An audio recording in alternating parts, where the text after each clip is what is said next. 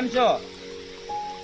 ડાંગ જિલ્લાનું મહલ eco tourism, જેમાં કુદરતે 16 કળાએ સૌંદર્ય પાથર્યું છે.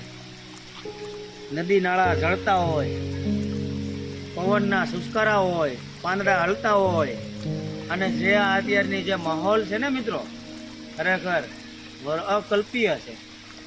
મને આજે એટલો આનંદ છે, કારણ કે મારી દીકરી આરવી એનો આજે બર્થડે છે, અને અમે આજે મહલ ઇકો ટુરિઝમમાં આ ટ્રેકિંગના રસ્તે એક કાકાના હસ્તકે અમે અહીંયા ટ્રેકિંગ માટે આવ્યા છીએ. ખરેખર મિત્રો અહીંયા આવવા જેવું છે. કુદરતે અહીંયા 16 કળાએ કુદરતી સૌંદર્ય પાથર્યું છે મિત્રો.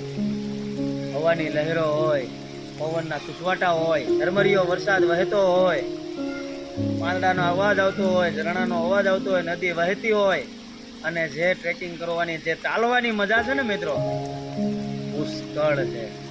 ખરેખર મિત્રો અહીંયા જેવું છે. અને આ સારામાં સારા પ્લેસમાં મને એક નાની એવી વાત કહેવાની મન થાય. શબ્દ શોધો તો સહિતા નીકળે, કૂવો ખોદો તો આખી સરિતા નીકળે. હજી જનક જેવા આવીને અહીંયા હળ હાકે ને તો હજી આ ધરતીમાંથી સીતાજી નીકળે. ક્યાંક ક્યાંક ધબકે છે લક્ષ્મણ રેખા, કે ત્યાંથી રાવણ પણ બીતા બીતા નીકળે. મિત્રો છે કવિ કાલિદાસ ને ભોજનના ખંડેરો, છે કવિ કાલિદાસ ને ભોજનના ખંડેરો.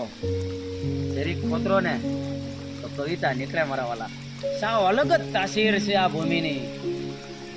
મહાભારત વાવો ને તો ગીતાજી નીકળે.